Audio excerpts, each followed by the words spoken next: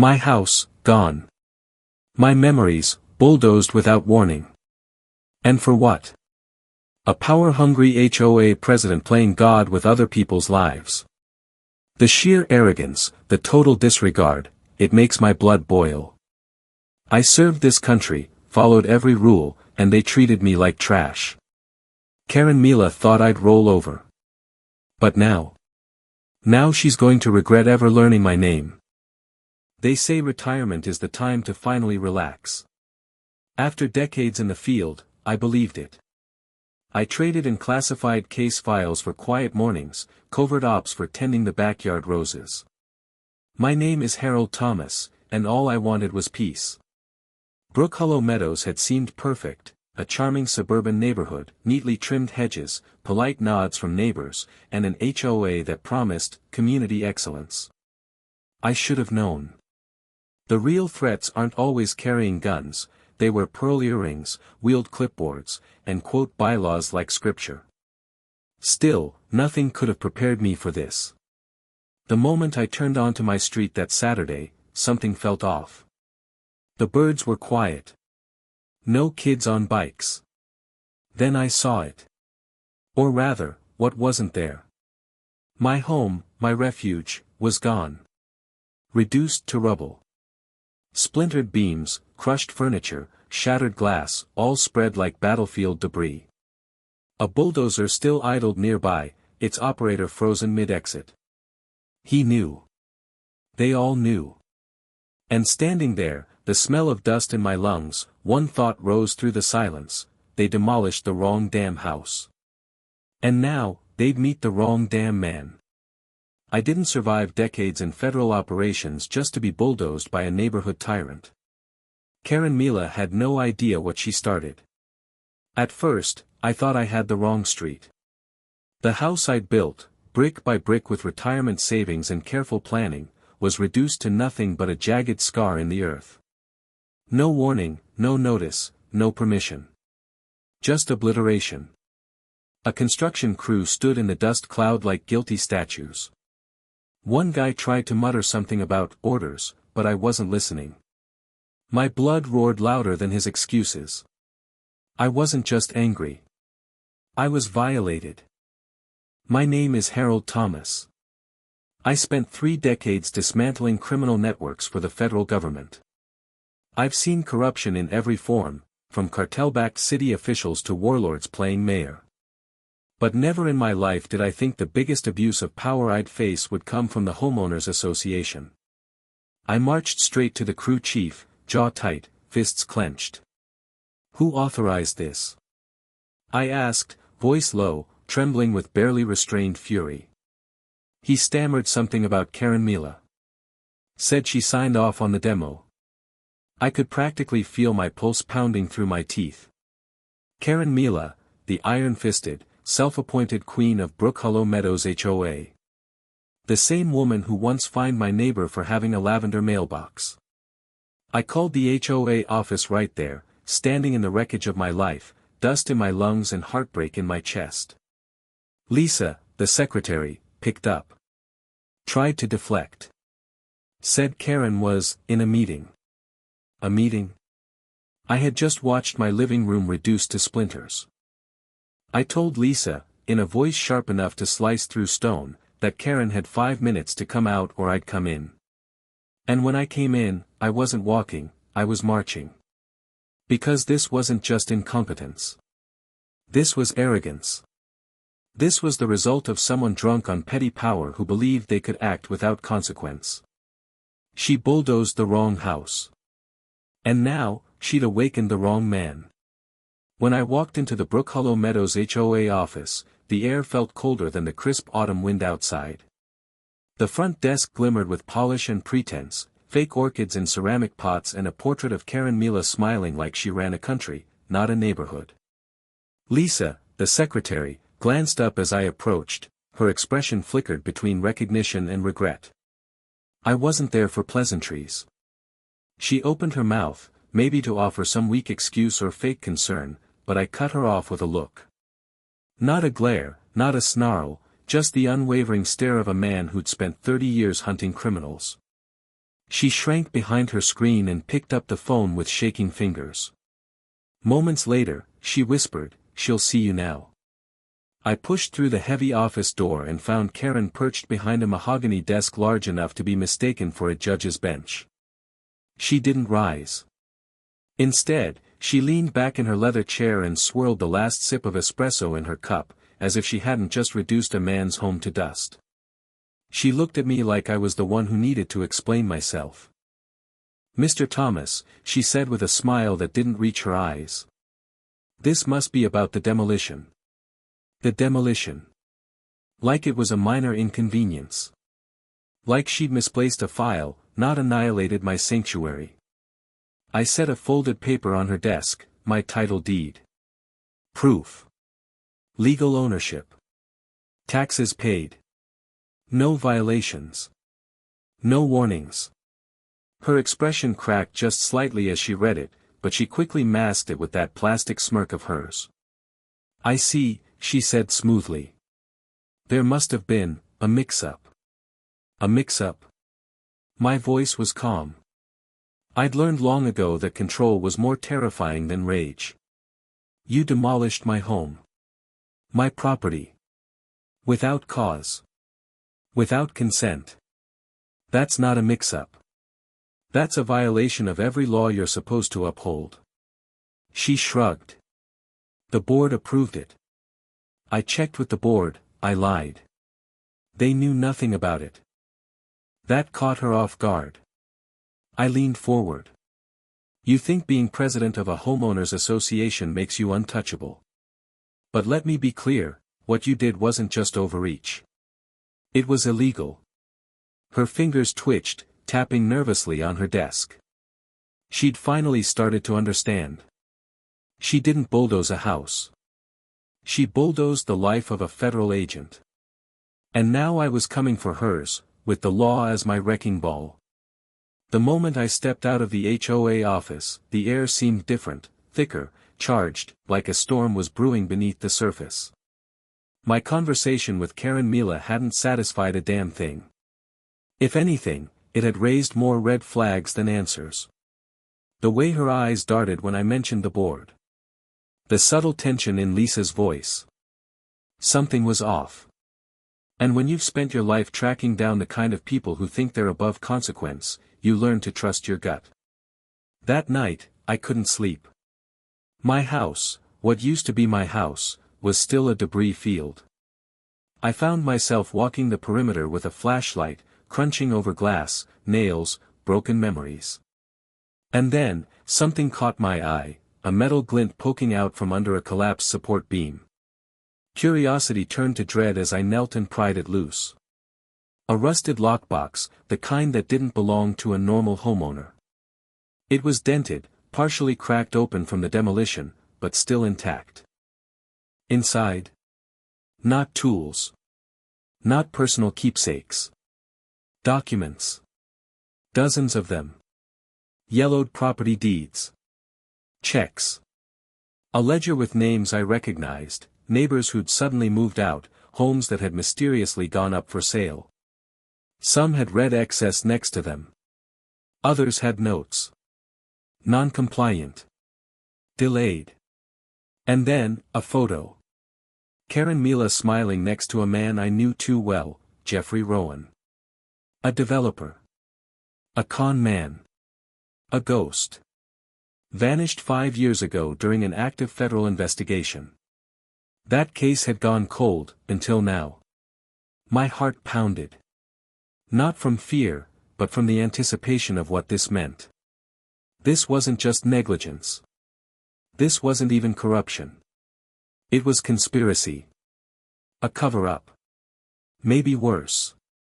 I pulled out my phone and texted one word to the only person who needed to see this right now. Dawson. Then I stared out into the dark, wind brushing past me like a whisper. Karen thought she buried the truth with my house. But all she did was unearth the storm. By the time Special Agent Dawson arrived at the Crestwood demolition site, the sky was still thick with dust and disbelief. I stood there, hands grimy from digging through wreckage, adrenaline pulsing in my veins. I didn't say much, I didn't have to. I handed him the rusted lockbox, and his expression changed instantly. He opened it with the same care I'd seen him use on crime scenes, like he already knew this wasn't just paperwork. His eyes scanned the documents, his jaw tightening as each page turned. Property deeds with forged signatures. HOA letters with fake citations. A ledger of problem homes cross-referenced with names of homeowners, some of whom had simply vanished. And then the photo. Karen Mila, arm draped around Jeffrey Rowan, that long-missing developer who'd been on the FBI's radar until he mysteriously disappeared without a trace. His name hadn't been spoken in years. But here he was, smiling next to the Queen of Crestwood. "You were right," Dawson muttered. "This isn't just civil abuse. This is federal." We stood in silence as the implications hung in the air like smoke. Karen hadn't just bulldozed my house, she tried to bury evidence. A conspiracy years in the making. Tied to fraud, intimidation, maybe worse. People didn't just lose homes. They lost everything. And no one asked why. Dawson didn't wait. He snapped photos. Called in backup. Issued a Level 2 investigation request. Crestwood Estates was about to be under a microscope. "You did good bringing this to me," he said, giving me a look that meant more than words. "But if what's in this box is even half of what I think it is, this thing goes deep." And Karen Mila just became our primary target. As he turned to leave, I glanced back at the rubble, my life reduced to splinters. Good. Let it all burn. Because from those ashes, justice was about to rise. By the time I stepped into the Crestwood HOA office for the second time, I wasn't just Harold Thomas, the man whose house had been wrongfully demolished. I was the embodiment of every resident Karen Mila had silenced, fined, bullied, and broken over the years. I wasn't here for an apology. I was here for a reckoning. Special Agent Dawson walked beside me, his badge gleaming under the overhead lights, his presence the kind that made bureaucrats go pale. Behind us, 2 federal agents wheeled in a mobile evidence cart containing the lockbox, financial records, and documents pulled from the rubble of my home. Lisa, the secretary, sat frozen behind the front desk, her eyes darting from me to Dawson like a rabbit watching 2 wolves circle. "Where is she?" I asked, my voice calm, cold, measured. "In her office," Lisa whispered. Karen Mila's door burst open a minute later, not by force, but by truth. The look on her face when she saw Dawson was almost comical. Her bravado shrank under the weight of consequence. "What's the meaning of this?" she demanded, straightening her blazer like it could shield her from what was coming.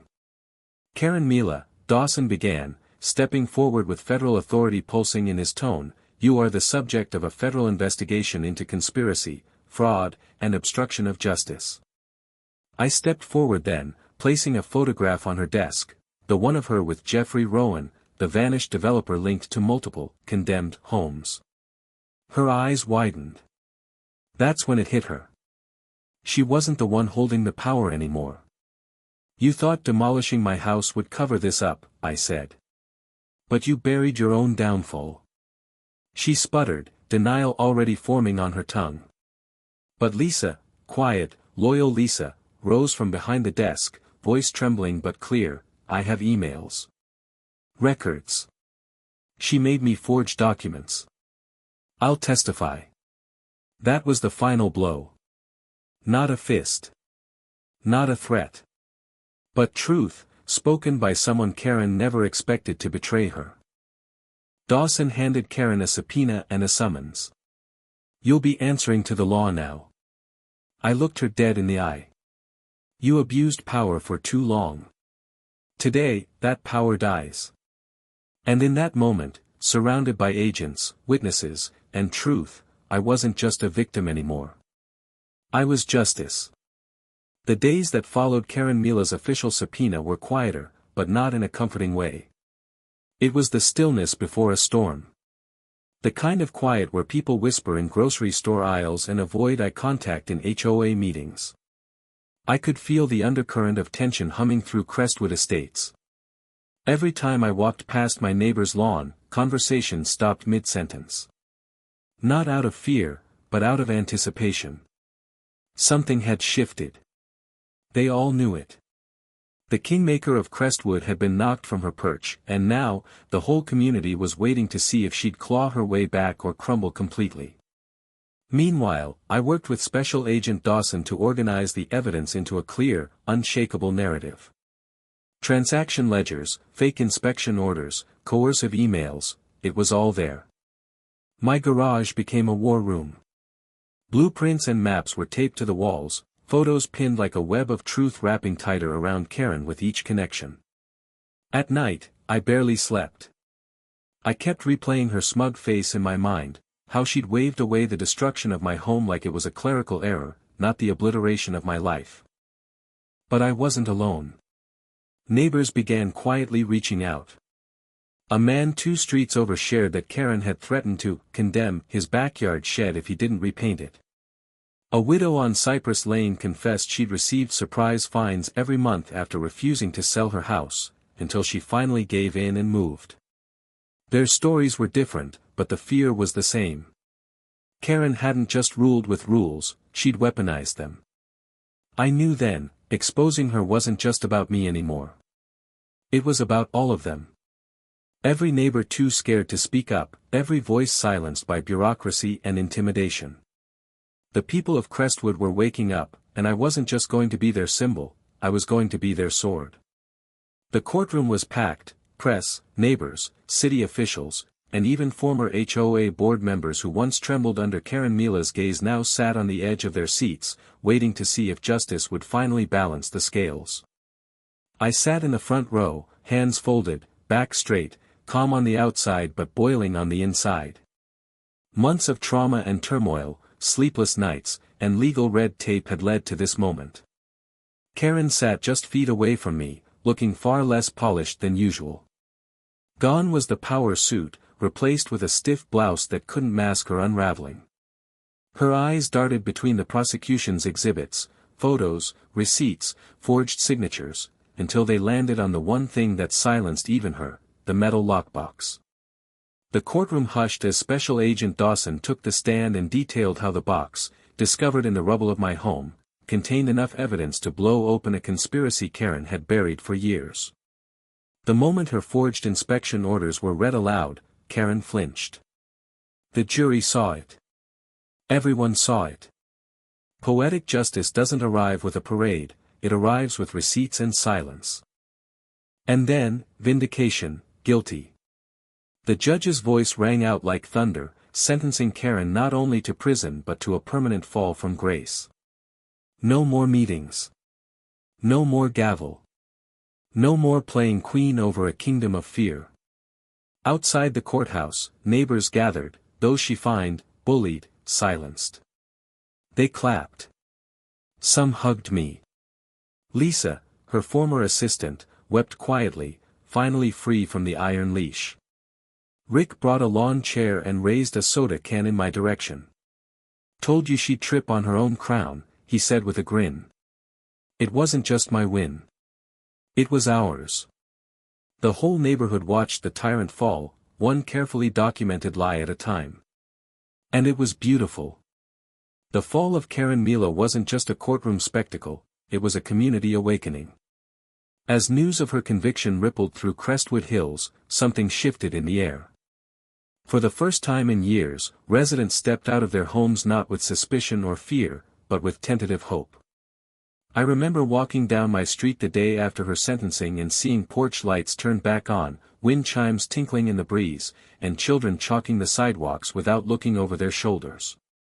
A neighbor I barely knew waved at me like we'd grown up together.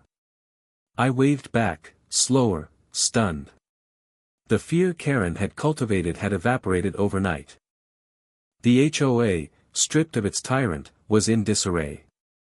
The remaining board members, once spineless enablers, resigned en masse, too afraid to face the neighborhood's rage.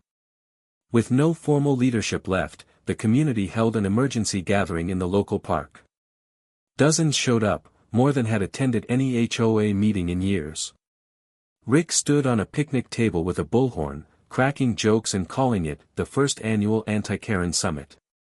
Laughter followed, not bitter or forced, but genuine.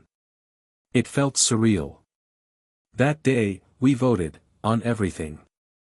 No more ridiculous fines for string lights or wildflowers. No more threats about mailbox paint or lawn gnomes. We replaced the HOA bylaws with something simpler, mutual respect. People clapped. Someone brought cupcakes. Lisa, finally free, baked them herself. Later that week, a few residents approached me about the idea of turning the scorched remains of my property, the place where everything had begun, into a symbol of what we'd survived. Not a memorial, but a new beginning. Together, we broke ground on a small community garden, a space open to all, with one rule: no power plays. Just plants, peace, and people. As I dug the first shovel into the earth, I thought about everything I'd lost, but also what I'd gained. The wreckage had unearthed more than corruption. It had unearthed unity. We were no longer a neighborhood held hostage by paranoia and ego. We were something stronger. Something resilient. Karen had built her kingdom on fear. But we built something better, together. And this time, no one stood above the rest. The moment the verdict was read, guilty on all counts, a silence swept through the courtroom, thick and electrified. Harold Thomas sat in the front row, his hands folded tightly, knuckles white. For months, he had endured the suffocating weight of betrayal, the loss of his home, and the quiet whispers that perhaps he had overreacted. But now, as Judge Cleary's gavel echoed like thunder against the bench, justice struck back. Karen Mila, once the smug tyrant of Crestwood Hills, stood frozen, her carefully painted expression crumbling. Her lips parted as if to protest, but nothing came out. She had nothing left to say, and no one left to defend her. Harold didn't smile. Not right away. The victory wasn't about gloating. It was about something deeper, vindication. Proof that truth, when wielded with patience and courage, could burn through even the thickest walls of corruption. He had watched Karen weaponize bylaws like bullets, silence neighbors with threats, and reduce proud homeowners to frightened bystanders. But not anymore. As the courtroom emptied, a ripple of applause broke out, not from the media or the officials, but from the people of Crestwood Hills. One by one, they approached Harold. A handshake. A nod. A quiet thank you. He hadn't just fought for himself. He had fought for all of them. Outside, sunlight spilled over the courthouse steps. Reporters shouted questions. Cameras flashed. But Harold ignored them. He stood still, soaking in the moment. The house he'd lost could be rebuilt. But the peace in his chest, that had to be earned. Karen Mila was sentenced to life, her empire of control reduced to a cautionary tale. Harold didn't need to say a word. The outcome had spoken for him. He turned, his shadow long behind him, and walked forward, not into the wreckage of what was, but into the calm triumph of what could be. The weeks following the trial were a whirlwind. Crestwood Hills had never known such collective exhale. With Karen Mila behind bars and the HOA stripped of its power, the neighborhood buzzed with something unfamiliar: freedom. And Harold Thomas? He became a quiet legend. Not the kind who boasted or sought attention, but the kind people nodded to with deep respect. Children waved when he passed. Neighbors stopped him just to say, "We're glad you stayed." But Harold hadn't stayed for praise. He stayed because he knew the real work was just beginning. In the aftermath of Karen's downfall, the HOA's files, once locked away in her private office like state secrets, were unsealed. What they found was staggering: falsified documents, unauthorized demolitions, misappropriated funds, and years of suppressed complaints. There were even homeowners who had moved away in silence, unable to withstand her reign of intimidation. Harold read each one like a ledger of injustice. It lit something in him, not anger, but resolve. He took initiative. With the blessing of remaining board members, Harold began helping organize a true community council, one based on transparency, fairness, and actual service. No more threats over mailbox paint or surveillance disguised as compliance checks. The council meetings were open door, with coffee and cookies instead of tension and fear. Ideas flowed, a community garden, block parties, neighborhood patrols made of volunteers instead of vendettas. Harold didn't lead with speeches, he led by listening. By showing up. By fixing fences, reviewing permits, or just sitting on a porch to hear someone out. And that made all the difference. The neighborhood began to heal, not just from Karen's damage, but from years of quiet distrust. For the first time, people lingered at the mailboxes to chat. Yards bloomed with personality, bright flowers, homemade art, wind chimes that sang in the breeze. Late one evening, as Harold stood in front of what was once a pile of rubble, now a fresh foundation with framing underway, he looked around at the life returning to Crestwood Hills. It didn't happen with force. It happened with intention, with community. The ghosts of what Karen had done hadn't vanished, but they'd been replaced with something stronger, neighbors who finally saw each other not as rule breakers, but as people. And Harold? He wasn't just the man who lost everything. He was the one who helped rebuild everything that mattered. The rebirth of Crestwood Hills wasn't declared with grand speeches, it unfolded in backyard cookouts, sidewalk chalk murals, and the sound of hammers rebuilding what once was lost. It began with Harold Thomas standing beside the freshly poured foundation of his new home. Neighbors, once wary, once silenced, gathered around, not out of obligation, but out of genuine care. Rick brought burgers, Lisa made lemonade, and the local kids painted a wooden sign that read, "Welcome home, Mr. Thomas." But it wasn't just about one house. Harold's fight had exposed more than corruption, it reminded everyone what a community could be. Without Karen Mila's iron grip, people began to show up for each other. Rules once wielded like weapons were replaced with open conversations. The newly formed neighborhood council, with Harold as a trusted advisor, operated out of a donated shed converted into a community hub. They called it the Hearth, and it became a place where ideas grew, hands helped, and hearts mended. Soon, Crestwood held its first ever Unity Festival. There were food trucks, music, and a massive photo wall titled, "We the Neighbors." Families who once lived in fear now danced in the streets. Laughter echoed from yard to yard. Harold stood quietly off to the side, watching a community that had once been divided finally move in rhythm together. He smiled, not because the past had been erased, but because they had triumphed in spite of it. The scars would remain, but so would the bonds forged through resistance, resilience, and a shared belief in something better. In the place where silence once ruled, Crestwood Hills now sang. Not in perfect harmony, but in powerful unity. And for the first time in a long time, it truly felt like home.